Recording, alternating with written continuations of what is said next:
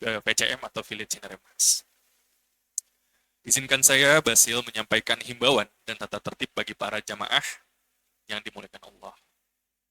Pertama, mari kita luruskan sama-sama niat mencari ridha Allah Azza wa Jalla, meminta pertolongan hanya padanya dan senantiasa menjaga adab di Masjid Village Cineremas ini. Kedua, tentunya adalah menutup aurat. Ketiga, silahkan mengikat ilmu dengan catatan. Empat, tidak diizinkan untuk bertransaksi jual beli tanpa izin atau diketahui panitia. Yang kelima, mengikuti arahan tempat yang telah disediakan, khusus ikhwan atau akhwat, dan jika membawa anak ada area ibu yang telah disediakan. Dan mungkin nanti sedikit saya himbauan, mungkin agak untuk duduknya bisa merapat ke arah Ustadz. Jika membawa anak kecil, mohon untuk dijaga agar kajian tetap kondusif. Dilarang merekam jalannya kajian dan atau foto video karena harap ikuti peran petugas parkiran. Dilarang berjualan di lahan parkiran. Jika ada pertanyaan, silahkan tulis di kertas dan kumpulkan ke panitia maksimum setengah jam sebelum kajian berakhir. Nah, itu untuk kertasnya silahkan diambil di depan, sudah disediakan. Ada kitab juga untuk bahan kita untuk membaca nanti. Nanti saya akan memberikan pertanyaan sedikit sebagai penutup, sebagai informasi. Majelis Taklim Ihrish merupakan majelis anak-anak muda yang berusaha mewadahi dakwah salaf sesuai Quran dan Sunnah di Cinere khususnya. Selain kajian tematik ini, bismillah kami juga menyelenggarakan program tahsin khusus akhwat yang sudah alhamdulillah berjalan. Kami juga aktif berbagi faidah, jadwal kajian, zikir pagi, petang, dan reminder lainnya di grup WhatsApp. Silakan join dengan scan barcode di depan selasar masjid. Sudah disediakan untuk masuk ke grup WhatsApp.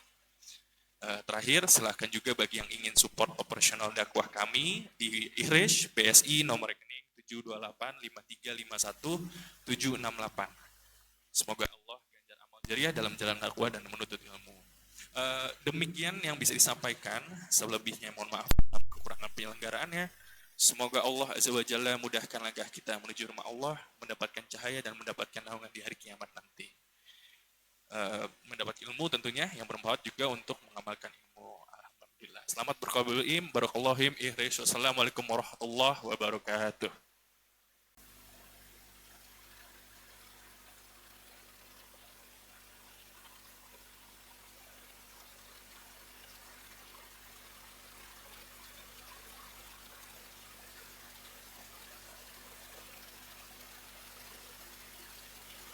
بسم الله الرحمن الرحيم. السلام عليكم ورحمة الله وبركاته.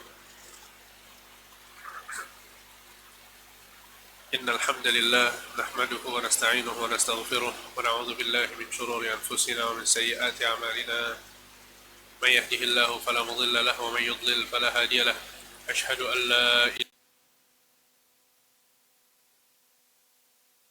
عبده ورسوله صلى الله عليه وعلى آله وأصحابه ومن تبعهم بإحسان إلى يوم الدين. أما بعد، إخواني في الله وأخواتي في الدين rahimani wa rahimakumullah jami'an. Alhamdulillah, kita bersyukur kepada Allah Subhanahu wa taala atas segala limpahan nikmat yang Allah berikan kepada kita semua, sehingga pada kesempatan kali ini Allah Subhanahu wa taala kembali mempertemukan kita dalam rangka talabul ilm, mempelajari ayat Al-Quran dan hadis-hadis Nabi Sallallahu Alaihi Wasallam. Kita berdoa kepada Allah Subhanahu Wa Taala semoga Allah berikan keikhlasan kepada kita semua dan semoga Allah Subhanahu Wa Taala memberikan ganjaran yang sempurna kepada kita semua. Teman-teman sekalian yang dimuliakan Allah Subhanahu Wa Taala, kita masih membahas muqaddimah dari kitab Al-Usul Ats-Tsalatsah karya Syekhul Islam Muhammad bin Abdul Wahhab rahimahullahu taala. Syekhul Islam Muhammad bin Abdul Wahhab rahimahullah ta'ala, beliau mengatakan di muqaddimah kitab Usul Tsalatsah, 3 landasan utama dalam beragama. Ya'lam rahimakallah annahu yajibu alaina ta'allumu 4 masail. Ketahuilah, semoga Allah merahmatimu, sesungguhnya wajib bagi kita semua untuk mempelajari 4 perkara. Al-ula al-ilm, yang pertama adalah ilmu. وهو معرفة الله ومعرفة نبيه ومعرفة دين الإسلام بالأدلة, yaitu mengetahui tentang Allah, tentang nabinya, tentang agama Islam dengan dalil-dalilnya. Ats-tsaniyatu al-'amalu bih, yang kedua adalah beramal. Ats-tsalitsatu ad-da'watu ilaih, yang ketiga adalah berdakwah. Ar-rabi'atu as-sabru 'ala al-adha fih, dan yang keempat adalah bersabar atas gangguan yang ada padanya. Pada pertemuan yang lalu kita telah mempelajari bersama tentang perkara yang pertama, yaitu tentang belajar ilmu agama, ya, atau belajar secara umum. Dan kita sudah sebutkan klasifikasinya, bahwa belajar menuntut ilmu yaitu terbagi menjadi dua. Yang pertama adalah ilmu agama, dan kedua adalah ilmu dunia. Dan sudah kita sebutkan, ya, rincian dari hukum mempelajari ilmu agama ataupun ilmu dunia itu sendiri. Kemudian setelah seorang mengetahui tentang pentingnya ilmu, bahwa dia wajib untuk berilmu, dan juga setiap muslim dan muslimah selalu hendaknya berusaha untuk, ya, mengetahui tentang keutamaan ilmu, sebagaimana yang sudah kita sebutkan, ya, pada pertemuan yang lalu, bahwa Allah Subhanahu wa taala akan mengangkat derajat orang-orang yang berilmu. Dalam surat Al-Mujadilah ayat 11 Allah Subhanahu wa taala berfirman, "Yarfa'illahu alladhina amanu minkum walladhina utul ilma darajat." Sesungguhnya Allah akan mengangkat derajat orang-orang yang beriman dan berilmu di antara kalian. Allah tidak pernah menyamakan antara orang berilmu dengan orang yang tidak berilmu. Dalam sebuah ayat Allah Subhanahu wa taala berfirman, "Hal yastawil ladzina ya'lamuna wal ladzina la ya'lamun?" Apakah sama antara orang yang berilmu dengan orang yang tidak berilmu? Kemudian juga dalam ayat lain Allah Subhanahu wa taala mengatakan, "Innama yakhsyallaha min ibadihil ulama." Sesungguhnya yang takut kepada Allah hanyalah orang-orang yang berilmu. Dan ilmu adalah warisan para nabi dan rasul. Dalam sebuah hadis Nabi sallallahu alaihi wasallam mengatakan, "Inna ma'asyiral anbiya la nurath ma taraknahu sadaqah." Sesungguhnya kami, para nabi dan rasul, tidaklah memberikan warisan kepada keturunan kami. Harta yang kami tinggalkan adalah sedekah. Ya, makanya Fatimah, anak Nabi sallallahu alaihi wasallam, ya, pada saat Nabi SAW wafat, ya, beliau belum mendengar hadis ini. Ya, akhirnya Fatimah meminta kepada Abu Bakar As-Siddiq, ya, untuk diurus warisan ayahnya. apa warisan ayahnya? Maksud Rasul Sallallahu Alaihi Wasallam, harta yang ditinggalkan oleh beliau. Maka Abu Bakar As-Siddiq menyampaikan kepada Fatimah, "Wahai Fatimah, sesungguhnya aku pernah mendengar Nabi Sallallahu Alaihi Wasallam mengatakan, sesungguhnya kami para nabi dan rasul itu tidak memberikan warisan kepada keturunan kami. Ma taraknahu sadaqah." Yang kami tinggalkan berupa harta benda itu semuanya disedekahkan untuk kaum muslim. Jadi dia adalah hukum khusus bagi para nabi dan rasul, bahwa mereka itu tidak mewariskan harta. Kemudian apa yang diwariskan oleh Nabi Sallallahu Alaihi Wasallam? Yang diwariskan oleh Nabi Muhammad dan para nabi dan rasul yang lain adalah ilmu. Sehingga dalam sebuah hadis Nabi SAW mengatakan, "Wa innal anbiya lam yuwarrithu dinaran wala dirhama." Sesungguhnya para nabi dan rasul, mereka itu tidak mewariskan dinar dan dirham. Wa innama warrathul ilm, akan tapi mereka mewariskan ilmu.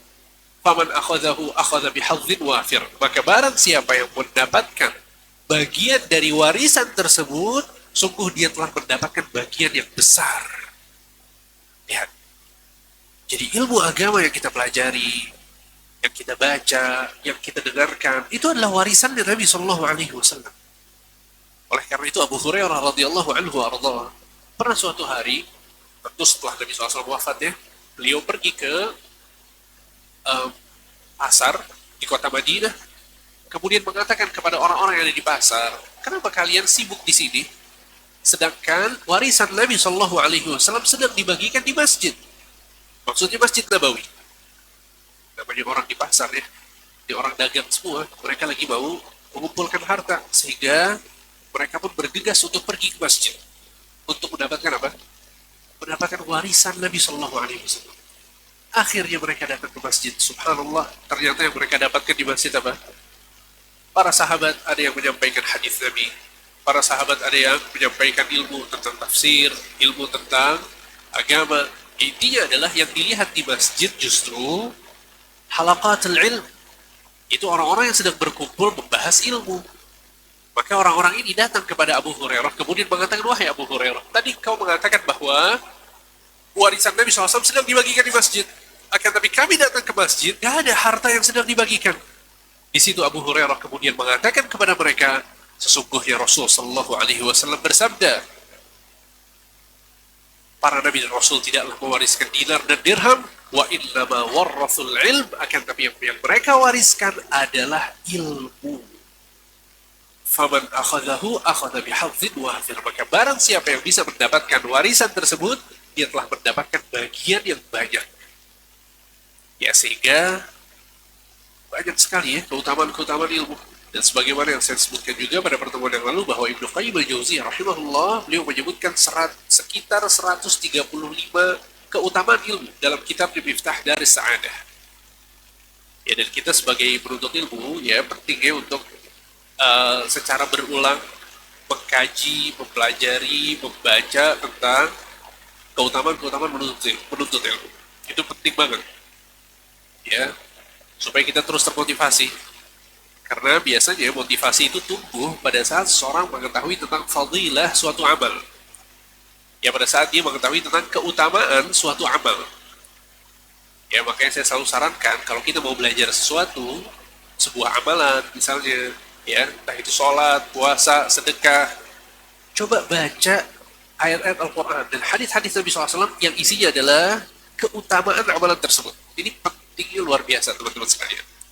Sebelum masuk bulan Ramadan, coba baca pahala apa yang bakal kita dapat dari Allah pada saat kita berpuasa Ramadan. Coba baca apa kata Nabi SAW tentang sholat tarawih, pahalanya seperti apa. Itu akan sangat memotivasi kita. Begitu juga pada saat kita mau belajar ilmu agama. Subhanallah, setiap pekan hadir kajian, bahkan sepekan bisa 2 kali, 3 kali hadir kajian.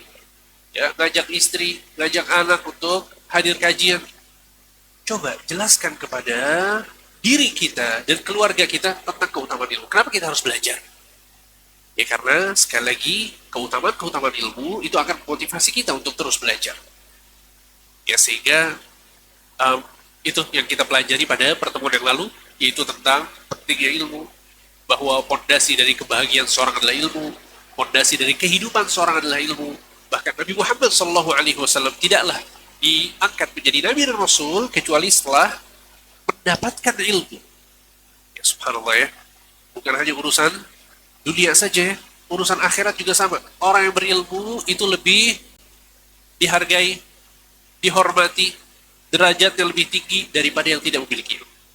Ya, sekarang kita kalau mau bekerja di satu instansi, satu lembaga, satu perusahaan, yang dilihat adalah ilmu yang kita kuasai dalam pekerjaan tersebut.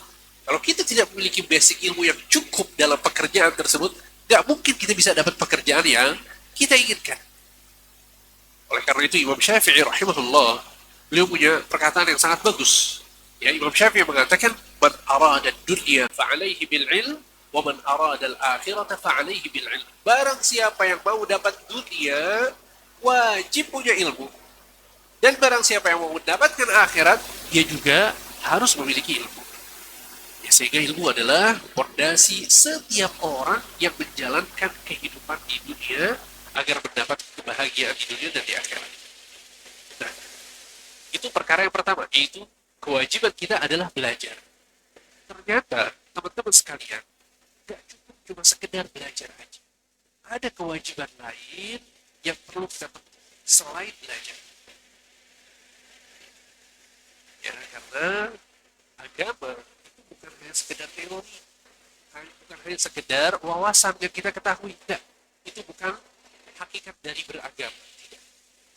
Akan tapi agama Islam adalah gabungan antara ilmu dan amal.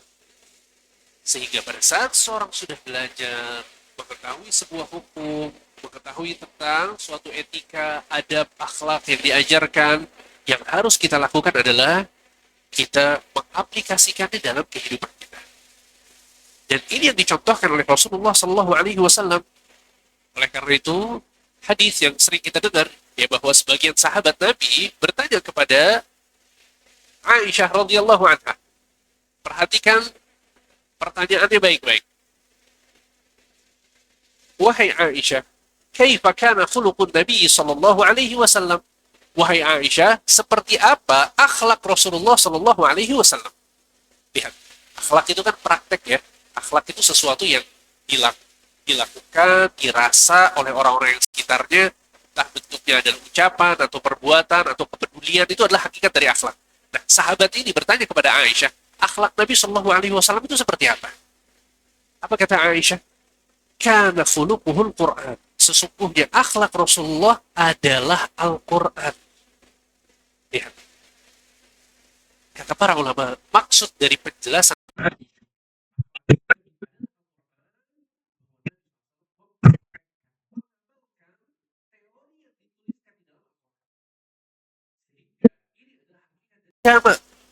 bahwa ilmu yang kita pelajari itu harus berimbas pada akhlak kita, harus berimbas pada amal kita, harus berimbas pada kebaikan-kebaikan yang kemudian terlihat dalam perilaku dan tingkah laku kita.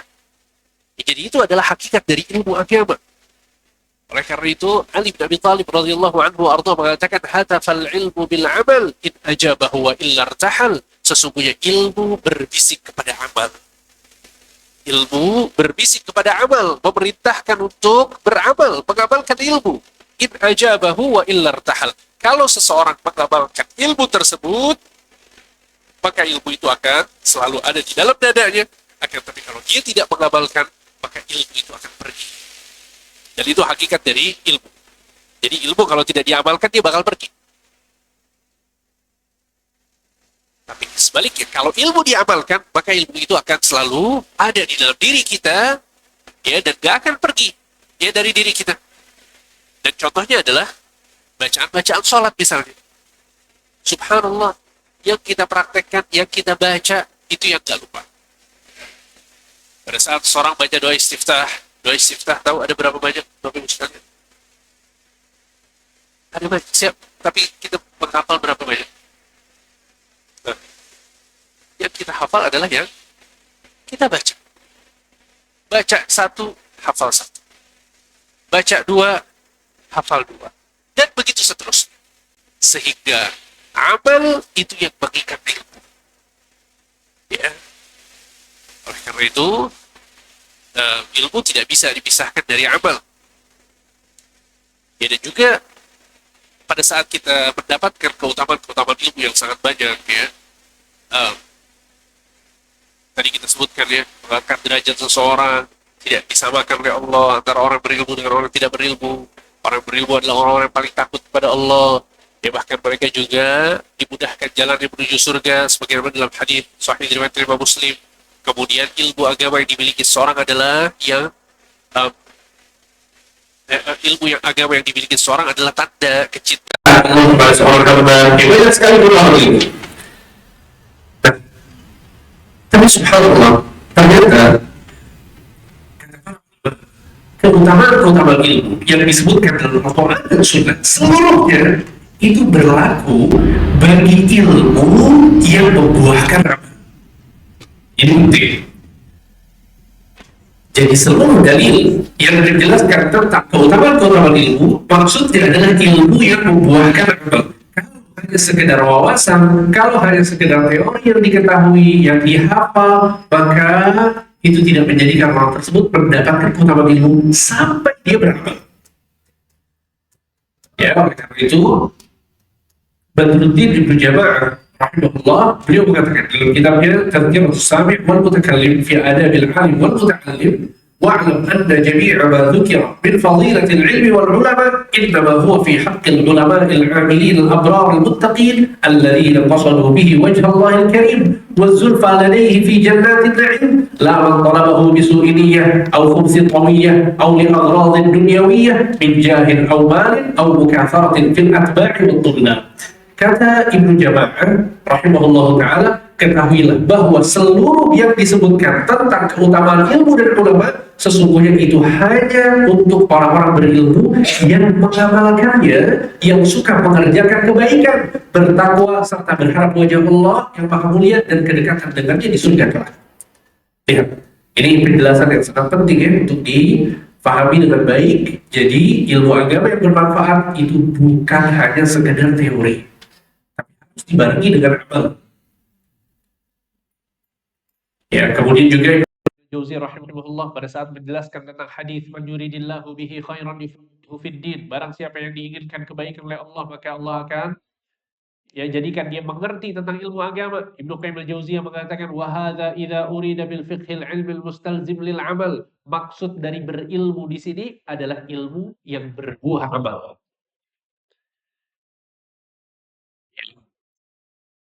Jadi nggak bisa dipisahkan antara ilmu dan amal. Dalam surat At-Taubah ayat 33, Allah Subhanahu wa taala menjelaskan tentang hal ini. Perhatikan baik-baik ayatnya. Kata Allah Subhanahu wa taala, "Huwallazi arsala rasulahu bil huda wa dinil haqqi liyuzhirahu 'ala ad-dini kullih walau karihal musyrikun." Kata Allah Subhanahu wa taala, dialah Allah yang telah mengutus rasulnya dengan al-huda wa dinil haqq. Al-huda itu artinya petunjuk, dinul haq adalah agama yang benar. Liyudhhirahu 'ala ad-dini kulli walau karihal musyrikun, agar memenangkan atas seluruh agama walaupun orang-orang musyrikin membencinya. Dalam ayat ini, surat At-Taubah ayat 33, Allah Subhanahu wa taala menjelaskan bahwa Allah mengutus Nabi Muhammad dengan membawa dua perkara. Yang pertama adalah al-huda, yang kedua adalah dinul haq. Al-huda terjemahannya adalah petunjuk, dinul haq terjemahannya adalah agama yang benar. Ibnu Katsir rahimahullah di dalam tafsirnya menjelaskan tentang maksud dari al-huda wa dinul haq yang diturunkan oleh Allah kepada Rasulullah sallallahu alaihi wasallam. Kata Ibnu Katsir, arti dari al-huda adalah ilmu yang bermanfaat dan dinul haq, agama yang benar, artinya adalah amal soleh. Subhanallah, lihat. Secara spesifik disebutkan tentang ilmu yang bermanfaat dan amal soleh. Itu yang diturunkan kepada Nabi Muhammad SAW. Sekali lagi, sehingga itulah yang dipraktekkan oleh Nabi Muhammad yang harus kita contoh. Bahwa Nabi adalah orang yang paling berilmu dan orang yang paling rajin beramal. Ya, karena sangat disayangkan ya, sebagian orang memiliki kekurangan untuk menggabungkan antara dua perkara ini. Padahal ini adalah dua perkara yang nggak boleh dipisahkan, teman-teman sekalian. Nggak boleh dipisahkan. Antara ilmu dan amal nggak boleh dipisahkan. Seorang yang memiliki ilmu, dia harus beramal. Orang yang beramal, dia harus memiliki ilmu yang cukup tentang amal soleh tersebut. Nggak bisa dipisahkan. Siapa yang memisahkan ilmu dan amal? Di antaranya adalah orang-orang Yahudi.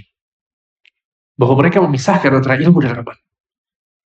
Allah Subhanahu wa taala berfirman dalam Al-Qur'an, "Ya'rifunahu kama ya'rifuna abna'ahum." Sesungguhnya orang-orang Yahudi mengetahui ilmu tentang Nabi Muhammad sebagaimana mereka mengetahui tentang anak mereka sendiri.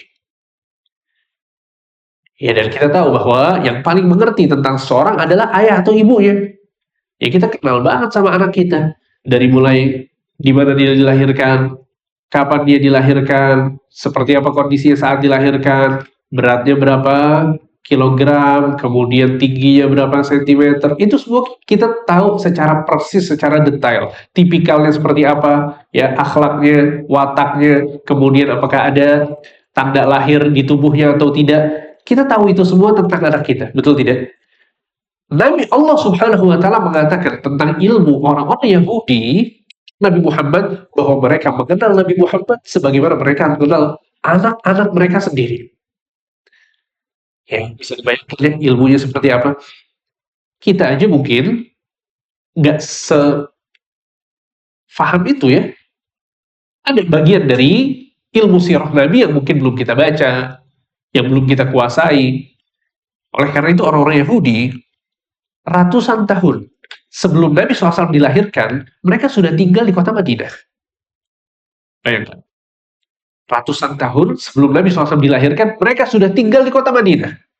Kenapa? Karena mereka membaca di Taurat yang Allah turunkan kepada mereka, bahwa di situ ada penjelasan secara spesifik tentang Nabi Muhammad SAW. Di mana dia akan tinggal, seperti apa tandanya, ciri-cirinya.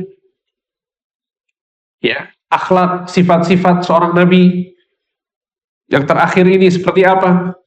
Itu semua mereka mengetahui, tapi subhanallah yang luput dari mereka adalah tentang satu hal yang berkaitan dengan Nabi Muhammad. Apa yang luput dari mereka? Bahwa Nabi Muhammad adalah orang Arab. Ini mereka nggak tahu. Asal-usul Nabi yang terakhir, mereka nggak dapat informasi tentang itu. Tapi subhanallah, karena kebanyakan para Nabi dan Rasul itu terlahir dari golongan Bani Israel, akhirnya mereka percaya diri. Yang terakhir juga pasti dari bagian kita. Dari mulai Nabi Musa, Nabi Isa, Nabi Dawud, Nabi Sulaiman, itu semuanya Bani Israel. Sehingga mereka meyakini bahwa Nabi yang terakhir nih pasti Bani Israel. Ya karena Nabi dari bangsa Arab itu cuma 4, bayangkan. Dari sekian banyak para Nabi dan Rasul, yang dari Arab hanya 4. Yang keempat adalah Nabi Muhammad. Jadi sebelum Nabi Muhammad dilahirkan, yang dari Arab cuma 3. Ya, sehingga maksudnya adalah bahwa mereka pede luar biasa bahwa yang terakhir datang ini bakal dari golongan kita. Tinggal di Madinah, sampai-sampai mereka kalau lagi ribut sama orang-orang Aus dan Khazraj. Siapa itu Aus dan Khazraj? Ada yang tahu? Kabilah Aus dan kabilah Khazraj adalah penduduk mana? Penduduk kota Madinah. Ya, Aus dan Khazraj adalah 2 kabilah besar penduduk kota Madinah yang kemudian masuk Islam dan mendukung Nabi Shallallahu Alaihi Wasallam yang akhirnya dikatakan sebagai apa? Ansor, sebagai Ansor. Nah, sebelum Nabi SAW datang ya, ini Aus dan Khazraj kadang suka ribut sama orang-orang Yahudi. Si Yahudi nih, kalau lagi ribut sama Aus dan Khazraj, apa kata mereka? Nanti lihat, Nabi terakhir datang, kami akan usir kalian dari sini. Jadi kelakar siapa? Orang-orang Yahudi. Subhanallah, pada saat Nabi SAW datang, yang beriman siapa? Aus dan Khazraj yang beriman kepada Nabi SAW. Justru orang Yahudi yang nggak mau beriman kepada Nabi SAW. Dan yang diusir akhirnya siapa? Orang Yahudi. Ya, mereka ada kabilah Bani Qainuqa', Bani Nadir, ya, Bani Quraidah. Itu 3 kabilah besar dari kalangan Yahudi yang tinggal di kota Madinah sebelum Nabi SAW datang. Nabi datang, ya mereka tentu ya, sebagaimana yang kita ketahui tentang watak mereka, suka berkhianat dengan perjanjian yang sudah disepakati, ya, buat kacau, menusuk dari belakang, itu yang mereka lakukan terhadap Nabi SAW. Akhirnya semuanya diusir oleh Nabi SAW, diperangi sampai akhirnya Nabi SAW yang mengatakan kepada sahabat-sahabatnya sebelum beliau wafat, akhrijul Yahuda wan Nasara min jaziratil Arab, keluarkan orang-orang Yahudi dan Nasrani dari jazirah Arab. Akhirnya diusir semuanya. Bahkan Romawi dan Persia berhasil ditaklukkan oleh sahabat-sahabat Nabi radhiyallahu anhu warḍah. Ya. Orang Yahudi nggak mau, berat banget.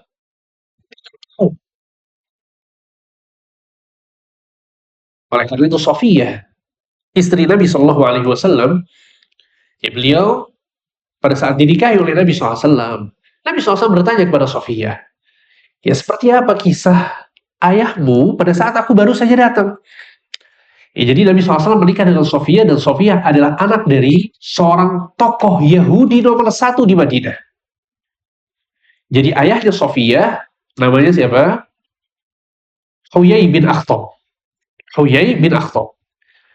Ya, pada saat Nabi Shallallahu Alaihi Wasallam datang, kemudian Sofiyah menceritakan bahwa pamanku ikut menyambut Nabi Shallallahu Alaihi Wasallam dan melihat apakah benar dia adalah Nabi yang terakhir selama ini ditunggu-tunggu.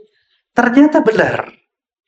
Tanda-tandanya, sifat-sifatnya, semua ilmu yang mereka pelajari tentang Nabi yang terakhir, semuanya ada pada sosok Nabi Muhammad SAW. Sehingga jelas bagi mereka bahwa yang harus mereka lakukan adalah beriman kepada Rasul SAW. Yang harus mereka lakukan adalah mengikuti Rasulullah SAW. Pamannya datang kepada Huyai bin Akhtab, ayahnya Sofiyah.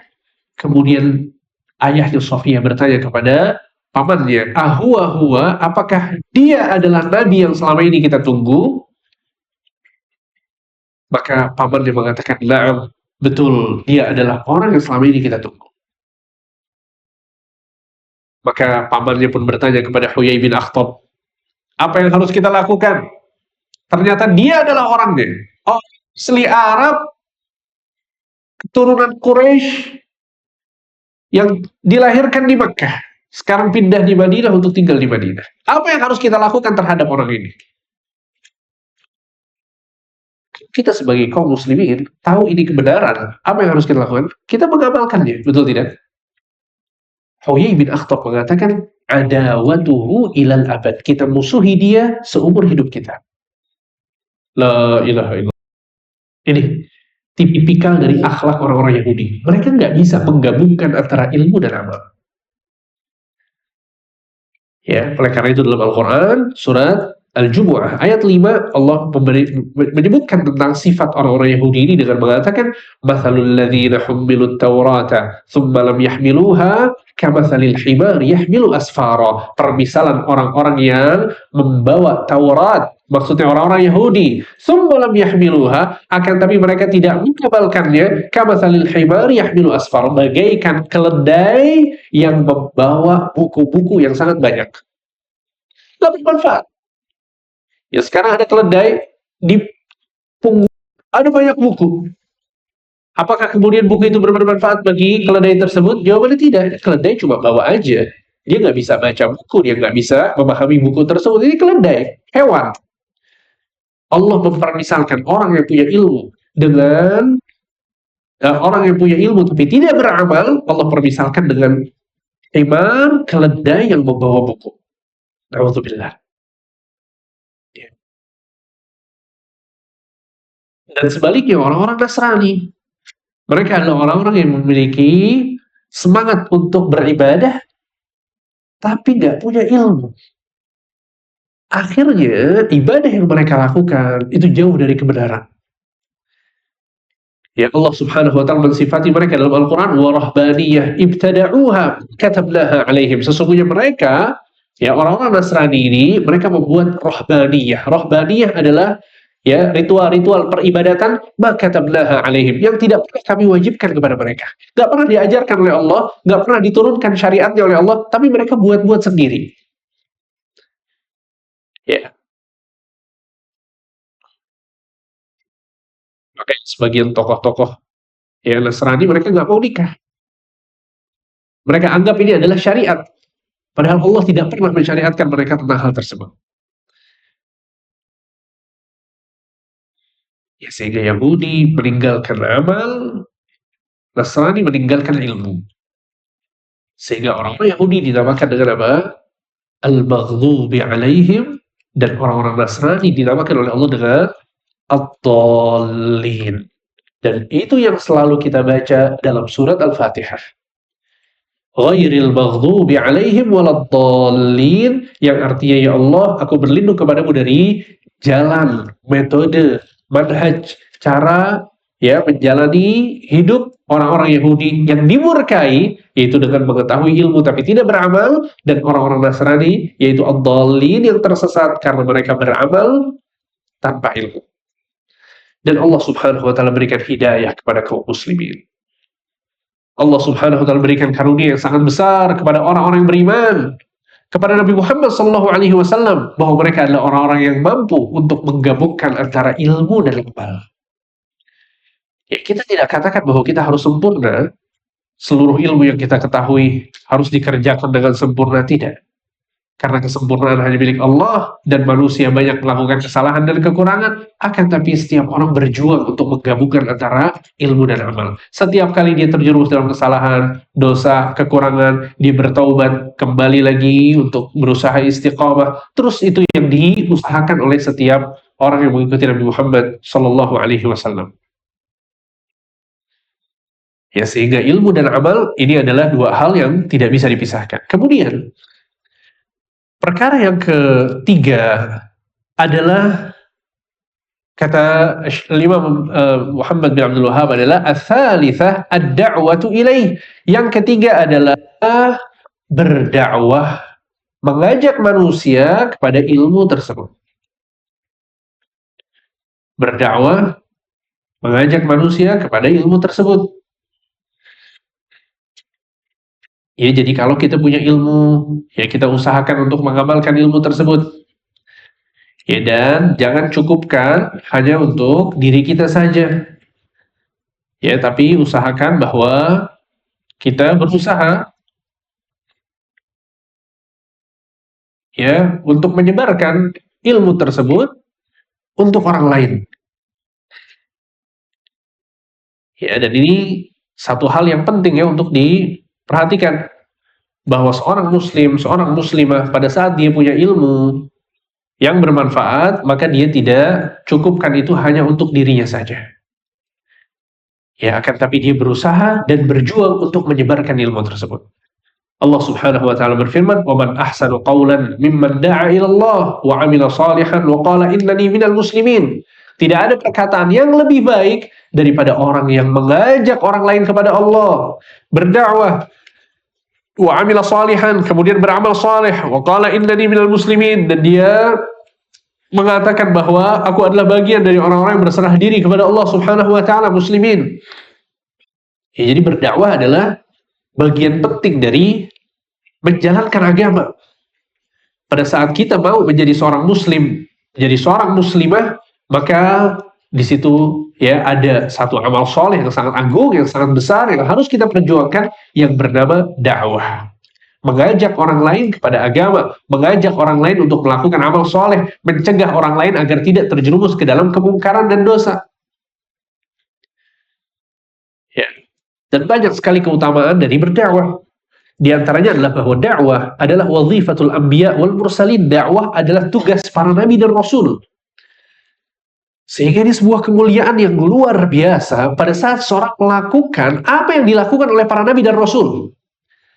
Dan di dalam Al-Quran, Allah Subhanahu wa taala memerintahkan kita untuk mengikuti dan meniti jalan para nabi dan rasul. Allah mengatakan, ulaikal ladzina hadallah fabihudahu muqtadi. Sesungguhnya mereka, para nabi dan rasul, adalah orang-orang yang telah kami berikan hidayah, petunjuk, fabihudahu muqtadi, maka ikutilah petunjuk mereka. Ya, dan ini bagian dari bentuk keimanan kita kepada para nabi dan rasul. Kita tahu bahwa di antara rukun iman adalah keimanan kepada para rasul. Ya, cara kita beriman kepada para rasul adalah kita yakin bahwa mereka memiliki tugas yang sangat agung, yang sangat mulia, yang kita berusaha untuk meniti dan mengikuti tugas mereka tersebut. Ya. Sekali lagi, ini kemuliaan yang luar biasa pada saat seorang mendedikasikan dirinya untuk berdakwah. Dia berusaha untuk menjelaskan kebaikan kepada orang lain, berusaha untuk menjelaskan amal soleh kepada orang lain, menjelaskan sebuah keburukan dan dosa kepada orang lain agar orang-orang itu terselamatkan dan tidak terjerumuskan dalam keburukan tersebut. Ya, dan ini sangat penting untuk dihadirkan di tengah-tengah umat. Bayangkan kalau nggak ada orang yang peduli dengan kita, nggak ada orang yang berdakwah, nggak ada orang yang mengajak kepada kebaikan, nggak ada orang yang mencegah kepada kemungkaran. Kehidupan kita berjalan itu saja masing-masing semuanya. Ya, alhamdulillah, kita nggak mau hidup seperti itu. Dan itu adalah bagian dari kebermanfaatan sosial yang dijunjung tinggi oleh Islam. Bahwa di situ ada saling menasehati, bahkan Nabi SAW mengatakan ad-dinun nasihah, agama itu dibangun di atas nasihat, kata Nabi. Ya, kita senang banget ya teman-teman sekalian, Bapak Ibu yang dimuliakan Allah, kita senang sekali pada saat kita melihat ya ada orang-orang yang memiliki sedikit ilmu kemudian aktif dalam berdakwah. Alhamdulillah. Kalau masih ada di masyarakat kita orang yang aktif berdakwah, mengajak kepada Allah, menjelaskan tentang agama Allah, berarti kita berada di atas kebaikan. Ciri dari masyarakat yang penuh dengan kebaikan adalah ada dakwah di antara mereka. Ada saling menasehati di antara mereka. Karena kita nggak bisa pungkiri. Ya, tanpa nasihat, hidup kita nggak akan benar. Mustahil kita menjalani hidup, kemudian tidak ada tidak ada orang yang memperbaiki kesalahan kita. Tidak ada orang yang mengajak kita kepada kebaikan. Nggak mungkin, mustahil. Ini kita berbicara tentang kehidupan kita dalam beragama. Dalam urusan dunia aja, ya, teman-teman sekalian pasti pada saat kerja atau dagang, bisnis dan lain sebagainya, pasti di situ ada satu kegiatan yang bernama evaluasi, betul tidak? Kita kerja nih, dinilai kerjaan kita. Kalau ada yang salah, ditegur. Kalau ada yang nggak tahu, dikasih tahu supaya benar. Kalau itu dalam urusan dunia, juga begitu. Ya, subhanallah, betapa butuhnya kita kepada dakwah. Ya, ikhwan, betapa butuhnya kita kepada dakwah. Ya, kita nggak mungkin bisa merasakan lezatnya beribadah tanpa ada orang yang menjelaskan kepada kita tentang hakikat ibadah tersebut. Dan lihat kepada apa yang kita rasakan saat ini ya. Insya Allah teman-teman di sini, Masya Allah sudah mungkin sering ikut kajian gitu ya, kemudian melaksanakan sholat 5 waktu, melaksanakan kewajiban-kewajiban agama, mungkin banyak juga yang sudah diketahui ya dari sunnah-sunnah Nabi SAW, dari mulai zikir pagi petang, zikir ya keseharian, kemudian amalan-amalan sunnah yang berupa sholat, puasa ya. Kita sepakat ya bahwa kita banyak mengetahui ilmu tentang agama dan tentang sunnah-sunnah Nabi SAW. Yang jadi pertanyaan adalah, antum tahu dari mana sunnah-sunnah itu? Bayangin kalau nggak ada orang yang berdakwah, nggak ada orang yang mendedikasikan dirinya aktif untuk menjelaskan kepada antum tentang sunnah-sunnah tersebut. Mungkin bisa tahu tentang sunnah-sunnah itu? Nggak akan tahu.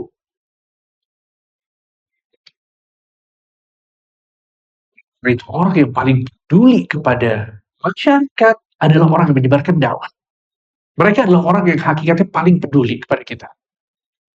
Nggak ada kepedulian yang paling besar daripada kepedulian secara agama, secara nasihat yang berkaitan dengan akhirat kita. Nggak ada. Ya, oleh karena itu kalau kita lihat nih, pahala orang yang berdakwah itu dahsyatnya luar biasa. Sangat-sangat besar. Karena setiap amal soleh yang Nabi dan yang Allah Subhanahu wa Ta'ala perintahkan, semakin amal soleh itu penting, semakin amal soleh itu krusial dan besar dampaknya, maka biasanya keutamaan itu semakin besar. Sholat contohnya, tinggi luar biasa dalam hidup kita. Nggak mungkin kita hidup tanpa sholat, tapi lihat pahalanya seperti apa. Pahalanya sangat-sangat besar. Ya, menghapuskan dosa, meninggikan derajat, menambahkan ya pahala, masuk surga. Yang pertama kali akan dihisab adalah sholat. Ciri dari kebaikan seorang adalah sholat. Sholat keutamaannya sangat-sangat banyak. Kenapa? Karena dia sangat penting. Puasa Ramadan juga sama, menghapuskan dosa. Bahkan satu kali puasa, kata Nabi SAW, man shoma yauman fi sabilillah, barang siapa yang puasa satu hari saja, Allah akan menjauhkan dirinya dari neraka jahanam sejauh 70 tahun perjalanan. Puasa satu hari, kita menjauh dari neraka 70 tahun perjalanan. Itu gimana kalau kita puasanya 30 hari di bulan Ramadan? 70 kali 30 berapa? 210 ya? Atau 2100? 2100. Masya Allah. Kita puasa Ramadan, ya kalau diterima sama Allah, kalau ikhlas sesuai sunnah Nabi, maka kita menjauh dari neraka jahanam sejauh 2100 tahun perjalanan. Itu 2100 tahun perjalanan dari mana-mana. Itu dari Cinere keliling dunia sampai Cinere lagi mungkin 10 kali ya. Atau lebih dari itu. Itu kalau kita puasanya hanya Ramadan. Bagaimana kalau ditambah dengan puasa 6 hari Syawal, yang kemudian kata Nabi SAW bagaikan apa? Puasa setahun penuh. Setahun penuh itu berarti 360 tahun. Allahu Akbar. Lihat, begitu besarnya pahala puasa. Kenapa? Karena puasa sangat penting. Allah Subhanahu wa Ta'ala memberikan pahala yang sangat besar, ya setiap dari amalan-amalan soleh, semakin amal soleh tersebut penting, maka keutamaan akan semakin besar. Dan begitu seterusnya. Tadi kita bicara tentang ilmu, karena ilmu sangat penting, pahalanya sangat besar. Maka begitu juga dengan dakwah. Dakwah ini pahalanya sangat-sangat besar. Nabi Shallallahu Alaihi Wasallam pada saat perang Khaybar, Nabi SAW menjadikan Ali bin Abi Thalib sebagai panglima perang. Kemudian Nabi SAW memberikan satu nasihat sekaligus motivasi kepada Ali sebagai pimpinan perang. Kata Nabi SAW, "Unfudh ala rislik hatta tanzila bisahatihim, thumma du'uhum ilal Islam." Ya, ajaklah mereka ke dalam agama Islam. La an yahdiyallahu bika rajulan wahidan khairun laka min humurin na'am. Sesungguhnya satu orang saja yang mendapatkan hidayah karena sebabmu, maka itu lebih baik daripada engkau memiliki unta merah. Kata para ulama, unta merah adalah harta mahal orang-orang Arab pada saat itu. Ya nggak tahu mungkin zaman sekarang seperti mobil sport yang mahal banget mungkin, yang nggak semua orang itu punya gitu ya. Ternyata kita bisa mendakwahkan seseorang, kemudian dia dapat hidayah karena sebab kita, itu lebih baik daripada harta tersebut. Ya. Kemudian juga dalam sebuah hadis Nabi Shallallahu Alaihi Wasallam mengatakan, ad-dalu 'alal khairi kafa'ilih, orang yang mengajarkan kebaikan, dia akan mendapatkan pahala dari orang yang melakukan kebaikan tersebut. Jadi sekarang kita menunjukkan kebaikan kepada seseorang. Orang itu melakukan kebaikan tadi, maka kita dapat pahala secara gratis. Orang itu melakukannya, kita dapat pahala. Kenapa? Karena kita menjadi sebab tersampaikannya kebaikan tersebut kepada orang tadi. Ya. Jadi kisahnya adalah bahwa seorang sahabat, ya, dia sedang bersafar, kemudian tunggangannya mati di tengah jalan. Akhirnya dia berusaha untuk ya datang ke kota yang terdekat. Subhanallah, kota yang terdekat dari tempat matinya tunggangan itu adalah kota Madinah. Akhirnya dia datang ke kota Madinah, bertemu dengan Rasulullah SAW. Dia pun minta tolong, wahai Rasulullah, apakah engkau memiliki tunggangan yang bisa aku gunakan untuk melanjutkan perjalananku pulang ke rumah? Maka Nabi SAW, aku tidak punya, tapi aku akan berusaha untuk bertanya kepada sahabat-sahabatku. Ditanyalah sahabat-sahabatnya. Subhanallah, sahabat-sahabat Nabi gak ada yang punya yang ditanya sama Nabi SAW. Tapi salah seorang sahabat Nabi mengatakan, wahai Rasulullah, sesungguhnya aku mengetahui seseorang yang memiliki tunggangan yang berlebih, bisa jadi orang itu akan memberikan tunggangannya kepada orang ini. Akhirnya karena Nabi mempersilahkan orang tersebut untuk menyampaikan kepada ya temannya tadi. Akhirnya orang ini pergi ke temannya, dia balik-balik ke Nabi dalam kondisi sedang membawa unta, tunggangan. Akhirnya orang ini mengatakan bahwa ini adalah untuk tunggangan yang diberikan oleh orang tersebut, ya untuk orang ini yang mau melanjutkan perjalanannya ke rumahnya untuk pulang bersafar. Baik, maka Nabi Shallallahu Alaihi Wasallam pun mengatakan kepada sahabat-sahabatnya atas dasar apa yang terlihat di situ, ad-dalu 'alal khairi kafa'ilih, orang yang menunjukkan kebaikan kepada orang lain, dia mendapatkan pahala sama persis seperti orang yang melakukannya.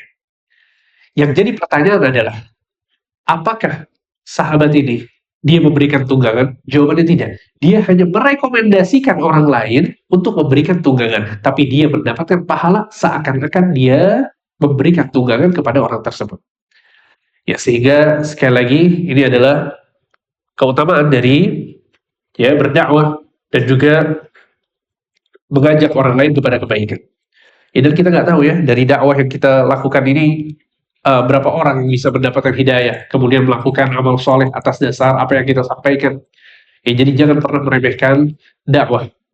Ya, bisa jadi kita dapat pahala yang sangat banyak bukan karena amal kita, akan tapi karena amal orang lain yang disebabkan karena motivasi yang kita berikan kepadanya. Ya, sehingga ini yang seharusnya menjadikan kita aktif dalam berdakwah. Ya, dan para ulama menyebutkan bahwa dakwah itu ada dua. Dakwah yang diwajibkan atas setiap muslim dan muslimah. Dan yang kedua adalah dakwah yang terkhusus untuk orang-orang tertentu. Dan dakwah yang pertama ini, setiap dari kita harus aktif untuk melakukannya. Setiap muslim dan muslimah yang punya ilmu tentang agama, yang bisa menyampaikan kepada saudaranya, sampaikan. Ya, kita sebagai kepala rumah tangga misalnya, kita sebagai suami, ya, sebagai ayah, maka pada saat kita ya melihat misalnya sebuah kebaikan, maka ajak ya keluarga kita untuk melakukan kebaikan tersebut. Ya, ajak istri kita untuk melakukan sebuah kebaikan, ajak istri kita untuk puasa, ajak istri kita untuk sholat malam misalnya, ya ajak anak kita untuk melakukan kebaikan-kebaikan, ajak ke masjid untuk sholat di masjid. Ya, kalau kita menjadi sebab dari kebaikan yang dilakukan oleh istri kita, oleh anak kita, maka kita akan mendapatkan pahala saat mereka melakukannya. Ya, begitu juga dengan istri, ya ajak suaminya untuk berbuat kebaikan, didik anak-anak untuk melakukan kebaikan-kebaikan, maka itu adalah keutamaan yang sangat besar. Dan ini wajib ya bagi setiap muslim dan muslimah pada saat dia memiliki ilmu tentang sesuatu untuk menyebarkannya. Tayyib. Dan kata Syekh bin Baz rahimahullah, ini adalah dakwah yang cakupannya itu adalah luas. Ya, jadi setiap orang berdakwah. Ya nggak harus punya ilmu yang banyak dulu baru kemudian berdakwah. Ya, kalau sifatnya adalah menegur anak yang nggak mau sholat misalnya, atau teman yang ada melakukan sebuah dosa, sebuah maksiat, ya kemudian dia tegur, dia ajak ke masjid, maka ini bagi semua orang. Ya, dia nggak harus punya ilmu tertentu, ya, yang banyak dan lain sebagainya baru kemudian berdakwah, nggak perlu. Ya, tapi cukup pada saat dia mengetahui sesuatu tentang agama, ya, dengan baik, dengan benar, maka dia boleh menyampaikannya. Nabi Shallallahu Alaihi Wasallam mengatakan, "Ballighu anni walau ayah." Ya, sampaikanlah dari diriku walaupun satu ayat. Ya, jadi kalau kita tahu bahwa tentang satu pemahaman agama, maka kita boleh menyebarkan. Apalagi sekarang kita di zaman yang mudah untuk menyebarkan informasi. Ya, betapa banyak ya platform media sosial yang bisa kita gunakan. Dari mulai WhatsApp-nya, Facebook-nya, kemudian Instagram dan lain sebagainya, itu bisa dimanfaatkan untuk kebaikan-kebaikan. Ya, sebagian orang menyebarkan informasi yang nggak penting sama sekali. Bahkan sebagian orang menyebarkan informasi yang sifatnya itu adalah menyebarkan kebencian di antara kaum muslimin. Sebagian lagi menyebarkan dosa, menyebarkan maksiat, menyebarkan aurat, ya, menyebarkan hal-hal yang tidak pantas untuk disebarkan. Subhanallah, kita yang tahu tentang keutamaan dakwah, kita yang mengerti tentang mana yang baik dan mana yang benar, nggak mau masuk di media sosial, nggak mau bikin status, nggak mau bikin story. Ya, sampaikan hadis Nabi, ilmu yang kita dapatkan, sampaikan, nggak apa-apa, sebarkan. Ya, justru kita berusaha untuk meramaikan media sosial dengan kebaikan-kebaikan sesuai dengan kapasitas belajar, nggak apa-apa. Ya, apa yang kita pelajari, faidah dari kajian, ya, ilmu yang kita dapatkan, nggak apa-apa, kita sebarkan. Ya, sehingga ini adalah dakwah yang pertama. Kemudian dakwah yang kedua adalah dakwah yang cakupannya itu lebih besar. Pada saat seorang naik ke atas mimbar, berdiri di atas podium, dia membuat sebuah kelas, membuat sebuah kajian, ceramah di hadapan banyak orang, maka ini nggak boleh semua orang terjun dalam dunia dakwah seperti ini. Ya, harus orang-orang tertentu yang mereka sudah melalui tahapan-tahapan dalam belajar ilmu agama. Oleh karena itu dalam ilmu hadis ada yang disebut dengan tahammul, ada yang disebut dengan ada. Apa itu tahammul? Tahammul adalah mengumpulkan hadis. Setelah dia mengumpulkan hadis, baru kemudian dia melakukan ada, yaitu menyampaikan hadis tersebut. Nah, seorang yang dia mau tampil sebagai seorang pembicara ya dalam ilmu agama, maka dia harus melalui tahapan belajar terlebih dahulu. Ya, nggak mungkin seorang tiba-tiba baru belajar sebentar, setahun, 2 tahun, kemudian tiba-tiba tampil berbicara di hadapan banyak orang. Oh, tidak. Ya, dia harus punya dasar-dasar ilmu agama yang cukup. Dia harus bisa bahasa Arab. Dia harus menguasai kaidah-kaidah dalam ilmu yang dibutuhkan pada saat dia mau menyampaikan ilmu tersebut. Ya, ini penting untuk diperhatikan karena nggak semua orang boleh untuk menjadi seorang dai, seorang ustadz, seorang tokoh agama, nggak boleh semua orang. Dan subhanallah, perkara ini ya banyak kemudian dilanggar oleh sebagian kaum muslimin. Ya, dan ini sangat mengkhawatirkan ya pada saat bermunculan orang-orang yang nggak pernah belajar agama atau ilmunya belum cukup, tapi dia sudah tampil di hadapan banyak orang, ditanya dengan berbagai macam pertanyaan, dan dia menjawab tidak sesuai dengan kaidah-kaidah ilmu agama. Ya, dan subhanallah, ilmu agama adalah paling mudah untuk dijadikan bahan pembicaraan. Ya. Kalau ilmu-ilmu lain, biasanya orang-orang hati-hati. Ya, bahkan di situ ada undang-undang yang mengatur. Ya, sekarang nggak ada orang yang berani untuk pura-pura atau mengaku bahwa dirinya adalah dokter padahal belum pernah belajar kedokteran. Pasti bakal ditangkap dan dipenjara, betul tidak? Nggak ada yang berani untuk berbicara tentang urusan kedokteran, atau dia buka praktek misalnya, atau dia nggak akan diterima di sebuah rumah sakit pada saat dia adalah bukan dokter. Ya, tapi yang jadi masalah adalah hal ini nggak diberlakukan pada saat pembicaraannya adalah tentang agama. Siapa aja bisa berbicara, asalkan apa? Penyampaiannya enak ya. Kemudian pakai jubah, pakai peci, bisa bicara tentang agama. Ya padahal nggak semudah itu. Ya bahwa seorang penting ya untuk melalui tahapan-tahapan ilmu terlebih dahulu, baru kemudian dia boleh untuk tampil dan juga menyampaikan ilmu agama. Ya sehingga ini ya yang dijelaskan oleh Syekh bin Baz bahwa dakwah itu ada dua macam. Jadi kalau dakwah sifatnya mengajak orang lain kepada kebaikan, menegur orang lain melakukan kesalahan, kemudian kita belajar nih, hadir di kajian, kemudian kita dapat satu penjelasan hukum beserta dalilnya misalnya, terus kita sebarkan ke orang-orang terdekat, kita sebarkan di media sosial ya, sesuai dengan kapasitas ilmu kita, nggak masalah, boleh. Ya tapi untuk tampil, maka itu memerlukan tahapan-tahapan tertentu agar dia bisa ya tampil dan berdakwah di tengah-tengah masyarakat. Seperti itu. Baik. Kemudian, bagaimana kita mengetahui dakwah yang benar? Dakwah yang benar, Bapak Ibu sekalian, adalah yang memiliki 4 kriteria. Kalau 4 kriteria ini terkumpul dalam dakwah, maka dalam suatu dakwah, maka itu adalah dakwah yang benar. Akan tapi kalau kemudian salah satu saja dari 4 kriteria ini tidak terpenuhi, maka ada yang salah dalam dakwah yang sedang dilakukan. Yang pertama adalah mengajak kepada Allah Subhanahu wa Ta'ala. Yang pertama adalah mengajak kepada Allah Subhanahu wa Ta'ala.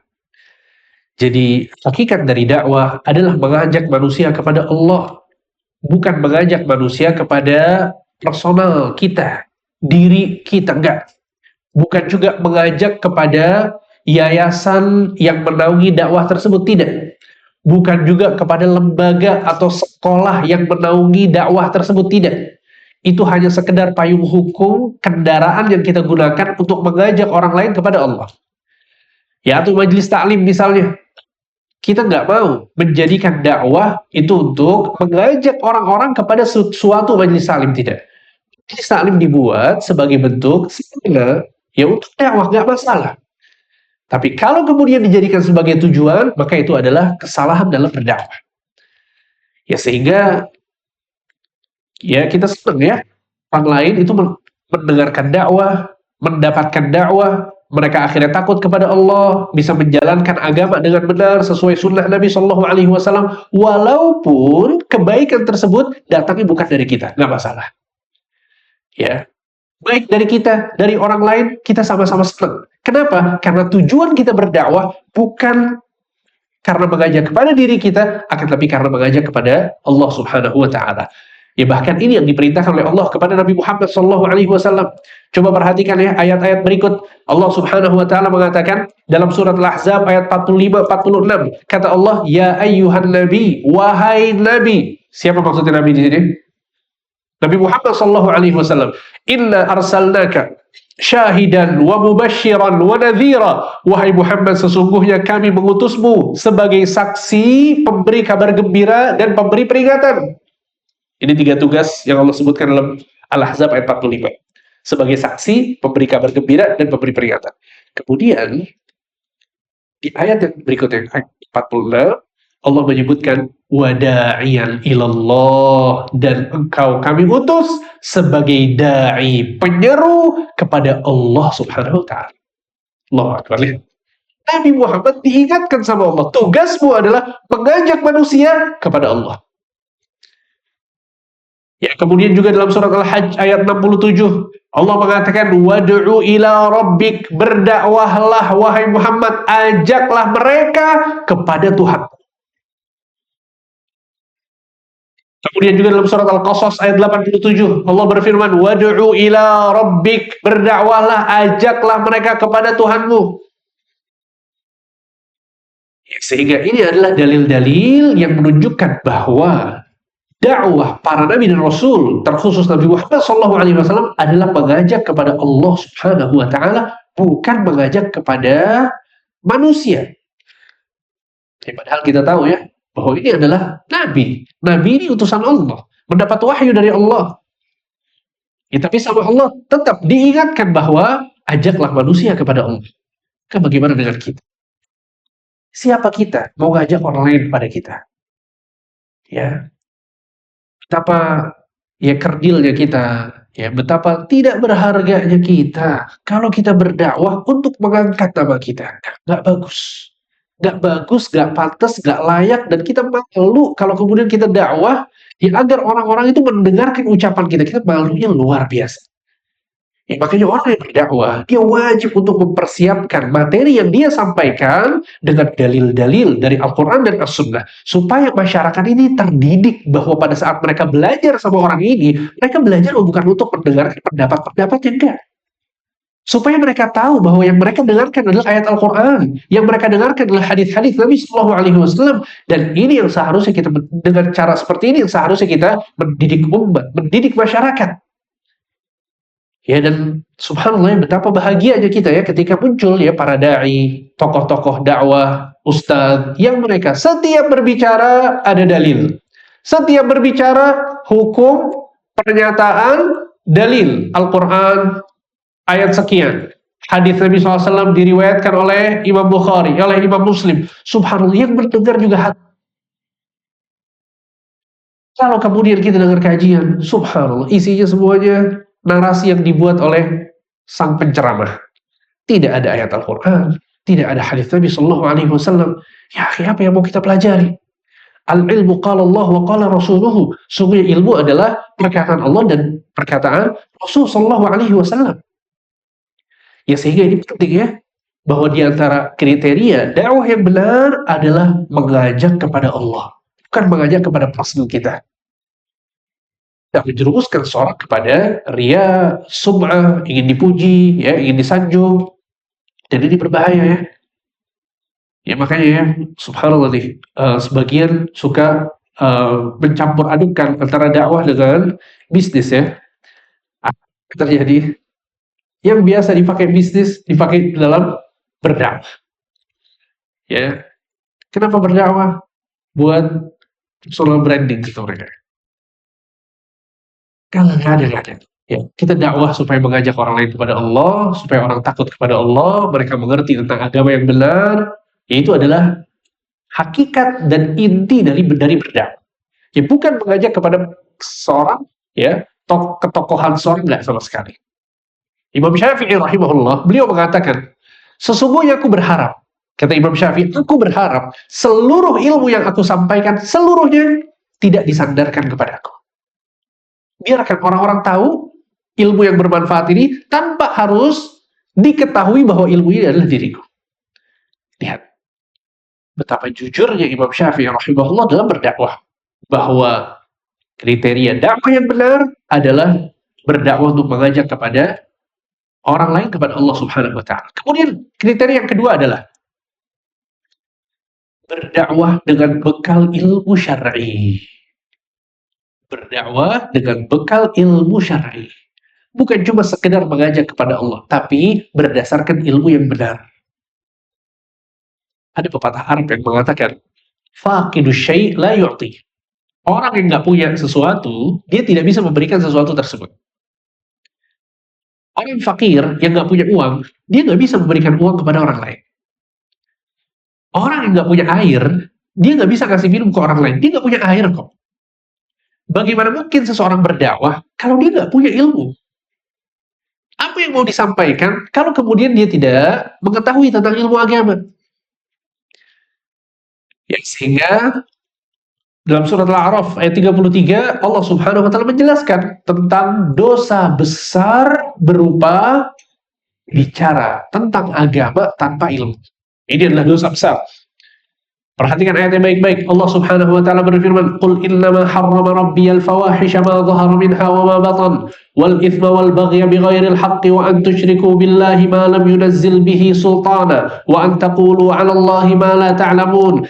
Katakanlah wahai Muhammad, sesungguhnya Tuhanku mengharamkan segala perbuatan keji yang tampak maupun yang tidak, perbuatan dosa, kezaliman tanpa alasan yang benar, dan juga mengharamkan kalian menyekutukan Allah tanpa dasar ilmu yang Allah turunkan. Kemudian yang terakhir kata Allah, dan Allah haramkan berbicara atas nama Allah tanpa ilmu. Gak boleh kita berbicara atas nama Allah, atas nama dakwah, atas nama agama, tapi kita gak punya ilmu tentang hal tersebut. Ya, sehingga kita harus punya ilmu yang cukup. Ya, sebagaimana tadi kita singgung ya sebelum ini. Sehingga itu adalah kriteria yang kedua. Kemudian kriteria yang ketiga adalah berdakwah dengan bekal ilmu tentang keadaan audiens. Berdakwah dengan bekal ilmu tentang keadaan audiens. Ya, subhanallah ya, ini cukup detail ya. Jadi, nggak cukup kita cuma punya materi ilmu tentang dakwahnya saja. Tentang sholat, tentang puasa, ya tentang tauhid. Tapi kita harus tahu siapa orang yang ada di hadapan kita yang mau kita ajak bicara. Ya, sehingga ini adalah kriteria yang ketiga dari dakwah yang benar, yaitu pengetahuan tentang kondisi orang yang akan diajak kepada kebaikan. Karena setiap orang memiliki karakter dan watak yang berbeda, sehingga cara dakwahnya pun akan berbeda. Ya, cara penyampaiannya juga akan berbeda. Ya, makanya Nabi SAW mengatakan kepada Mu'adz bin Jabal, pada saat itu Mu'adz bin Jabal diutus oleh Nabi untuk berdakwah ke negeri Yaman. Kata Nabi SAW, "Innaka sata'ti qauman min ahli kitab, falyakun awwala ma tad'uuhum ilaihi tauhidullah." Ya, kata Nabi SAW, "Wahai Mu'adz, sesungguhnya engkau akan mendatangi orang-orang dari kalangan ahli kitab." Dikasih tahu dulu sama Nabi SAW siapa orang yang akan didatangi oleh Mu'adz bin Jabal. Ya, hendaknya yang jadi pertama kali kau sampaikan kepada mereka adalah tentang tauhid, kata Nabi SAW. Ya, sehingga ini adalah kriteria yang ketiga. Dan kriteria yang keempat, ini masih berkaitan dengan yang ketiga sebetulnya. Kriteria yang keempat adalah berdakwah dengan bekal ilmu tentang metode dakwah. Berdakwah dengan bekal ilmu tentang metode dakwah. Berdakwah dengan bekal ilmu tentang metode dakwah.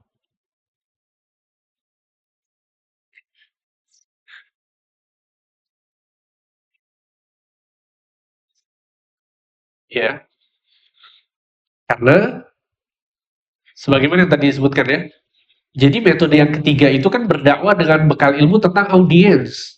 Kalau kita tahu audiensnya seperti apa, orang tua, anak muda, laki-laki, perempuan, ya, orang yang sudah sering belajar atau orang yang baru belajar. Nah, berdasarkan dengan hal itu, kemudian kita bisa menentukan metode dakwah yang pas untuk setiap kalangan. Ya, dan Nabi SAW metode dakwahnya berbeda-beda. Terkadang Nabi SAW tegas dan sangat tegas. Tapi terkadang Nabi SAW subhanallah sangat lembut, memaafkan, tidak menghardik sama sekali, tidak menyalahkan. Dan itu berbeda-beda antara satu kondisi dengan kondisi lain, tergantung dengan siapa yang didakwahkan oleh Nabi. Contohnya adalah pada saat Nabi SAW sedang duduk bersama sahabat-sahabatnya di Masjid Nabawi. Tiba-tiba ada orang Arab Badui masuk ke masjid, kemudian kencing di ujung masjid. Bisa bayangkan ya, datang ke masjid dan bukan cuma sekedar masjid, Masjid Nabawi. Kemudian dia ke pinggiran masjid, ke ujung masjid, lalu dia kencing di sana. Sahabat-sahabat Nabi pada saat melihat orang ini ya kencing di pinggiran masjid, mereka semuanya bangkit karena ingin mengingkari ya dan mengusir orang ini dari masjid. Bagaimana mungkin masjid yang mulia, Masjid Nabawi, kemudian dia kencing di sana?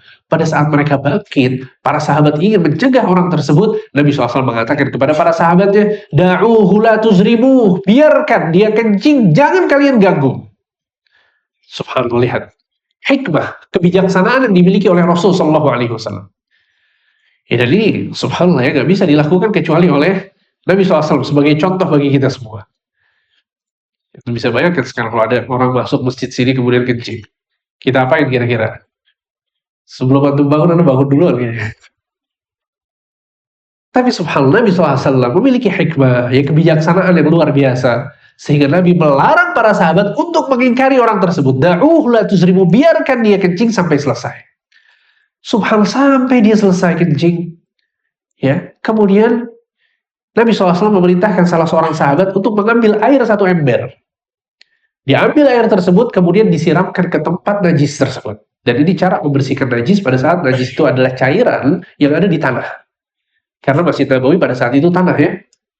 Disiram sampai najisnya itu turun ke dalam tanah. Sehingga tidak tersisa lagi najis itu di permukaan tanah. Kemudian Nabi SAW memanggil orang tersebut. Dan Nabi SAW menyampaikan nasihat dengan sangat santun, sangat sopan, sangat baik. Kata Nabi SAW, Inna hadhil masajid, sungguhnya masjid yang semacam ini, ya tidak layak jika diletakkan kotoran dan sesuatu yang najis di dalamnya. Tapi masjid ini layak untuk dibacakan Al-Quran, untuk dilaksanakan sholat di dalamnya, untuk berzikir kepada Allah Subhanahu wa Ta'ala. Subhanallah, lihat nasihat yang luar biasa. Siapa yang sanggup untuk menahan pada orang yang memiliki akhlak seperti itu sampai akhirnya dakwah itu bisa tersampaikan dengan baik? Siapa yang bisa melakukannya? Lihat bagaimana Nabi SAW memberikan contoh yang sangat elegan, yang sangat bagus dalam berdakwah. Ya, sampai subhanallah akhirnya orang Arab Badui itu jatuh cinta kepada Nabi. Ya. Siapa yang nggak jatuh cinta?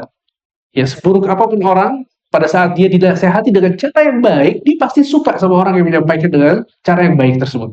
Maka orang Arab Badui ini berdoa, mengangkat tangannya, kemudian mengatakan, Marhamni wa Muhammadah wa la tarham ma'ana ahada. Ya Allah, berikanlah rahmat kepadaku dan kepada Muhammad, dan jangan kau berikan rahmat kecuali untuk kami berdua saja. Ya, dia nggak suka sama sahabat-sahabat Nabi ya. Sehingga maksudnya adalah bahwa ini orang Arab Badui, dan orang-orang Arab Badui, kata para ulama, ya mereka itu orang-orang yang nggak tinggal di perkotaan. Ya, dan Nabi SAW tinggalnya di kota. Orang-orang Arab Badui tinggalnya di padang pasir. Sehingga mereka hanya tinggal dengan istri, anak, dan hewan gembalaannya saja. Sehingga dia jarang interaksi sama orang, jarang bersosialisasi dengan orang-orang lain. Sehingga dia nggak tahu etikanya harus seperti apa, akhlak dan adab bicara sama orang seperti apa, itu mereka nggak ngerti. Ya, makanya di zaman Nabi SAW banyak ya hadits-hadits disebutkan tentang sikap-sikap orang-orang Arab Badui yang cenderung kurang ajar ya sama Nabi SAW. Ya, ada lagi seorang Arab Badui datang kepada Nabi, kemudian tiba-tiba datang kepada Nabi di tengah sahabat-sahabatnya yang mengangkat Nabi di lehernya, diangkat Nabi SAW, kemudian mengatakan, "A'tini min malillahi alladhi a'tak," berikan kepadaku harta yang kau dapatkan dari Allah. Subhanallah. Kurang ajar ya. Dia pikir ini Nabi pasti banyak duit ya, dapat dari Allah Subhanahu wa Ta'ala. Minta uang. Ya, Umar bin Khattab mau bunuh orang tersebut. Marah luar biasa. Sama Nabi SAW ditahan, jangan dibiarkan. Nabi SAW meminta sahabat-sahabat untuk mengambilkan sekeranjang kurma, kemudian diberikan oleh Nabi SAW kepada orang. Siapa yang sanggup untuk melakukan ini? Ya, ini Nabi ya. Kita bukan siapa-siapa aja. Dilihatin dari jauh tersinggung ya. Padahal bukan siapa-siapa kita. Bagaimana kalau kemudian ini seorang Nabi, dihormati sama semua orang, dicintai sama semua orang, kemudian ada satu orang kurang ajar sama beliau, Masya Allah akhlaknya luar biasa. Ya, sehingga ini sikap yang penting sekali untuk kita pelajari pada saat kita berdakwah. Karena pada hakikatnya, teman-teman sekalian, pada saat kita berdakwah, tidak mungkin Anda disukai oleh semua orang. Mustahil, nggak mungkin. Bakal ada orang yang suka, nggak cocok dengan materi yang kita sampaikan, nggak cocok dengan tauhid yang kita sampaikan, atau pengingkaran terhadap sebuah dosa, sebuah maksiat, sebuah penyimpangan. Ada orang-orang yang tersinggung pada saat kita menyampaikan sesuatu, walaupun kita sudah sampaikan dengan sangat lembut. Ya, Nabi SAW dengan akhlak yang luar biasa, metode dakwah yang sempurna, tapi masih ditolak oleh kaumnya, diusir, dicaci, dimaki, sehingga maksudnya adalah bahwa seorang harus bersabar. Ya, sebagaimana Nabi SAW bersabar pada saat beliau berdakwah menghadapi berbagai macam watak dan tipikal dari orang-orang yang ada di hadapannya. Ya, sehingga ini penting ya, itu berdakwah dengan bekal ilmu tentang keadaan audiens dan juga tentang metode dakwah. Ya, di samping itu, Nabi SAW pernah marah pada saat menegur seorang sahabat. Ya, coba bandingkan antara yang tadi disampaikan dengan metode yang berikut ini.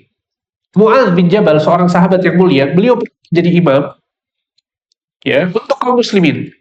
Subhanallah, bacaannya panjang sampai akhirnya salah seorang makmum itu mundur mufaraqah. Ya, mufaraqah itu artinya keluar dari jamaah, kemudian sholat sendiri, salam selesai, pergi kepada Nabi SAW, kemudian melaporkan Nabi tentang apa yang dilakukan oleh Mu'adz. Wahai Rasulullah, Mu'adz sholatnya terlalu panjang.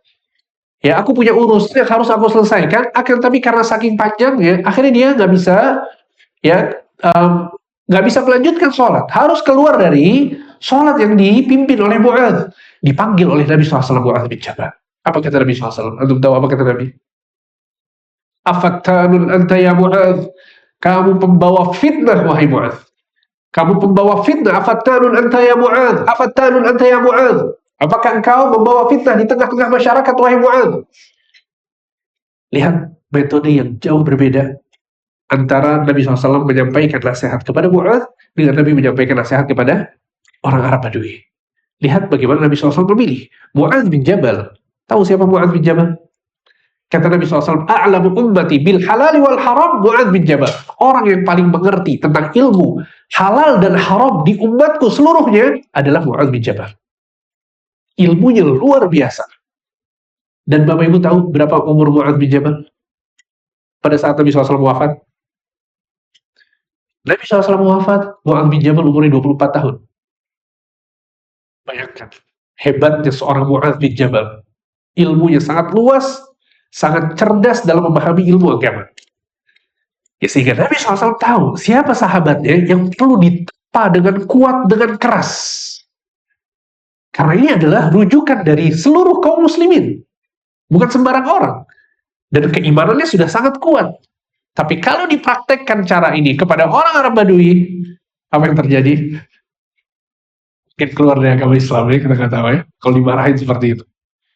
Ya, sehingga ini metode yang penting ya untuk kita tempuh pada saat kita berdakwah. Kita harus beda-bedakan ya. Pada saat kita dakwahnya kepada istri kita seperti apa, dakwah kepada suami seperti apa, dakwah untuk anak-anak seperti apa, pada saat kita mengajak orang tua kita mungkin, atau tetangga kita, itu pasti caranya semuanya berbeda-beda. Dan itu penting untuk dipelajari. Ya, seperti itu. Dan Bapak Ibu tahu, Mu'adz bin Jabal tadi bacaannya kan panjang ya. Seberapa panjang bacaan beliau? Jadi jangan sampai nanti Bapak Ibu tiba-tiba bacaan panjang mufarokoh ya. Keluar dari jamaah. Kenapa? Kepanjangan Ustaz ini imamnya. Kata para ulama, Mu'adz dalam satu rakaat membaca surat Al-Baqarah. Membaca surat Al-Baqarah. Jadi kalau imamnya baca surat Al-Baqarah, baru ya boleh Allahu musta'an. Ya, sehingga lihat ya bagaimana keimanan para sahabat dan semangat mereka untuk melaksanakan ibadah. Ya, akan tapi ditegur oleh Nabi SAW tentunya. Dan di antara adab dan etika seorang imam adalah dia menyesuaikan kondisi makmumnya. Ya, karena tentu makmum itu bermacam-macam. Ada yang tua, ada yang muda, mungkin ada anak kecil juga yang ikut sholat. Ya, sehingga harus disesuaikan. Juga ada orang yang sholat kemudian dia masih punya urusan setelah sholat. Maka itu semua harus menjadi pertimbangan panjang pendeknya sholat seorang imam. Ya, jadi itu adalah 4 kriteria dakwah yang benar, dan 4 kriteria ini disebutkan oleh Allah Subhanahu wa taala dalam surat Yusuf ayat 108. Allah Subhanahu wa taala berfirman, "Qul hadhihi sabili ad'u ila Allah ala basiratin ana wa man ittaba'ani wa subhanallahi wa ma ana minal musyrikin." Katakanlah wahai Muhammad, ini adalah jalanku, yaitu mengajak kepada Allah. Lihat, qul hadhihi sabili. Wahai Muhammad, katakanlah, ini adalah jalanku. Apa jalannya Nabi? Ad'u ilallah. Aku mengajak kepada Allah. Itu tadi kriteria yang keberapa? Yang pertama. Ad'u ilallah. Aku mengajak kepada Allah. Basiratin. Berdasarkan basirah. Apa itu basir? Basirah adalah ilmu yang mencakup 3 perkara. Basirah adalah ilmu yang mencakup 3 perkara. Yang pertama, ilmu syar'i. Yang kedua, ilmu tentang kondisi mad'u atau audiens.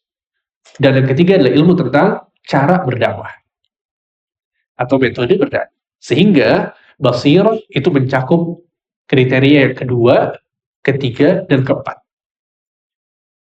Ya, saya ulangi ayatnya. Qul hadhihi sabili. Katakanlah wahai Muhammad, ini adalah jalanku. Apa jalannya Nabi Muhammad? Ad'u ilallah. Aku mengajak kepada Allah ala basirah. Di atas basirah.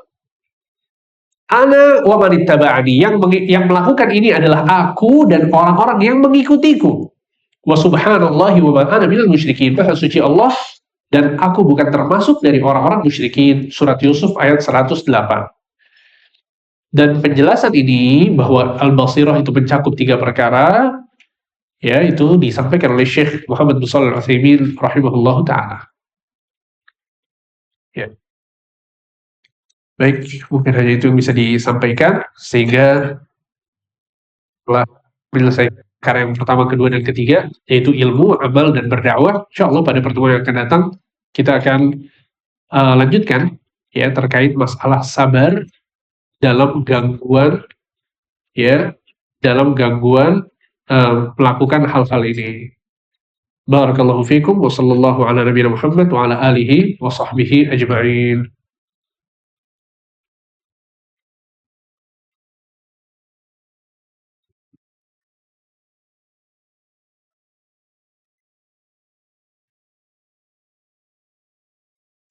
Baik, ini ada beberapa pertanyaan yang masuk. Apakah sama pahala yang didapatkan melakukan ibadah, mengetahui keutamaan tersebut dengan yang tidak mengetahui keutamaannya dan hanya mengetahui ibadah atau amalan itu berpahala? Tentu ya, yang terpenting adalah saat beramal, ya, kapan amal soleh itu diterima kemudian berpahala gitu ya, pada saat amal soleh tersebut memenuhi 2 syarat, yaitu ikhlas dan ittiba, mengikuti cara yang diajarkan oleh Nabi SAW. Kalau seorang saat beramal dia ikhlas dan dia melakukannya dengan benar sesuai petunjuk Nabi, maka dia akan mendapatkan pahala. Walaupun dia tidak mengetahui keutamaannya secara spesifik. Dia tahu bahwa ini amal soleh, tapi keutamaannya apa dia nggak tahu. Akan tapi sebagaimana yang tadi saya sebutkan, ya seorang akan lebih bersemangat, lebih khusyuk, ya, lebih termotivasi pada saat dia tahu keutamaannya.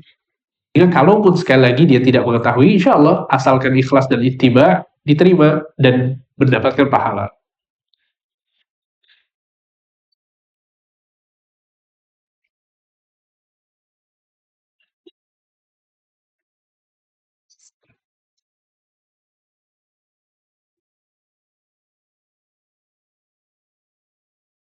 Apa yang menyebabkan kaum Yahudi mengingkari Nabi Muhammad? Karena hasad, ya. Allah Subhanahu wa taala mengatakan dalam Al-Qur'an surah Al-Baqarah, hasadan min 'indi anfusihim min ba'di ma tabayyana lahumul haqq. Ya, bahwa mereka nggak mau mengikuti Nabi Muhammad karena hasad yang ada dalam diri mereka, padahal mereka sudah jelas bagi mereka yang hak, yang benar. Ya, jadi mereka nggak suka sama orang-orang Arab. Mereka nggak suka, mereka ya, keinginan mereka adalah nabi mereka dari bangsa Bani Israel. Ya, sehingga itu hasad yang ada dalam diri mereka sebagaimana disebutkan oleh Allah dalam Al-Qur'an.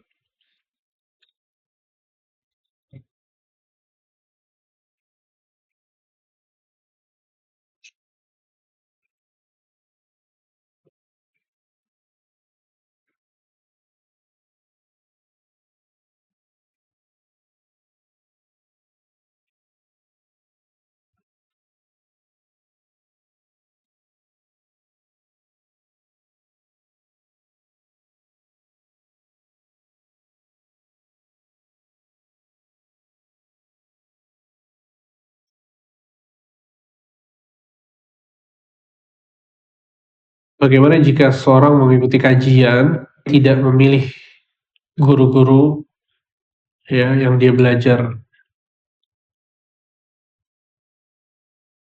Apakah yang dikerjakan diterima? Apakah termasuk orang-orang yang berilmu dan beramal? Sering saya katakan ya bahwa kita kalau datang ke dokter aja nih, kita pilih-pilih, betul tidak?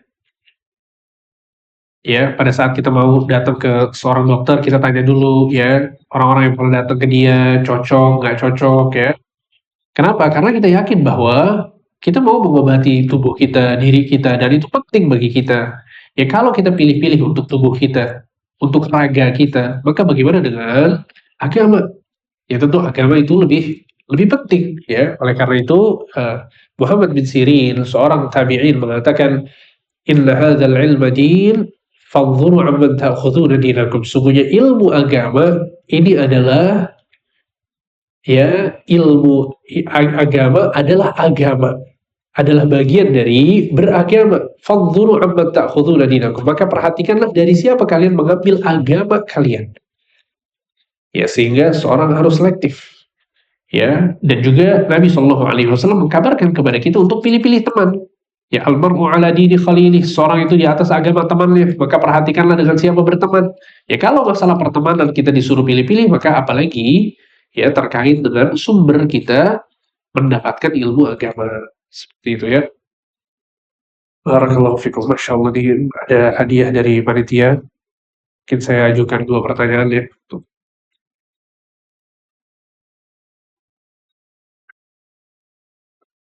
Tuh, ikhwan 1, akhwat 1. Untuk ikhwan dulu, siapa yang bisa menyebutkan 4 kriteria dakwah yang benar? Dapat buku, silahkan. Silakan, Pak.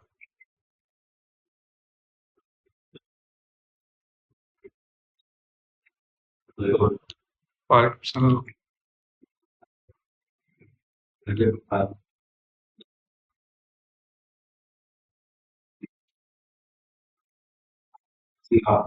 Apa itu basirah?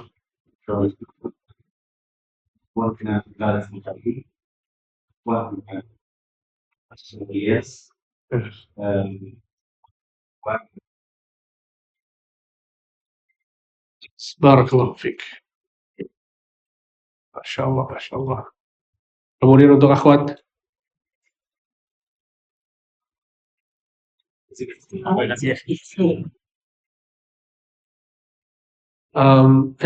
Sebentar.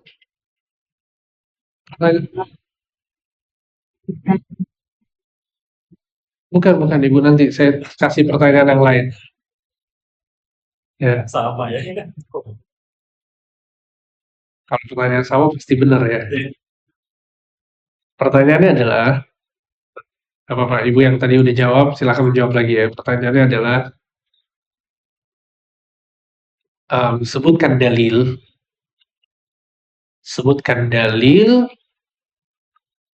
yang menjelaskan tentang kriteria yang pertama, bahwa kita dakwah itu harus mengajak kepada Allah. Apa dalilnya?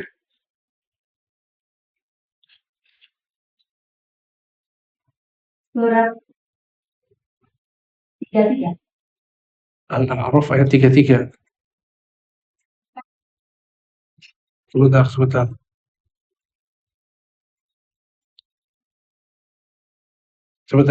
Siapa yang jawab nih? Salah satu. Boleh ada yang paling? Itu dijawab. Ya. Yusuf ayat 108.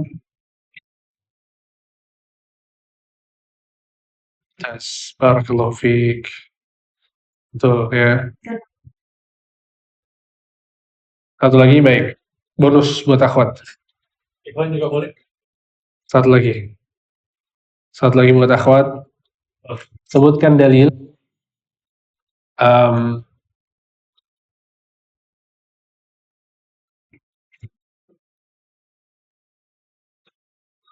ya. Sebutkan dalil yang menyebutkan bahwa bentar.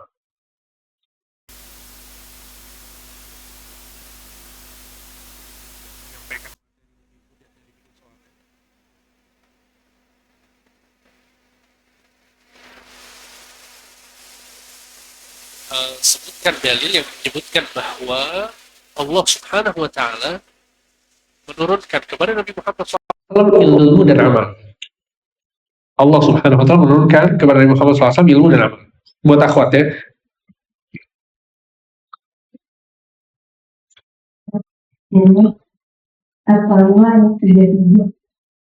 At-Taubah ayat 33 betul ya. Huwa alladzi arsala rasulahu bil huda wa dinil haqqi liyudhhirahu 'ala ad-dini kullih walau karihal musyrikun.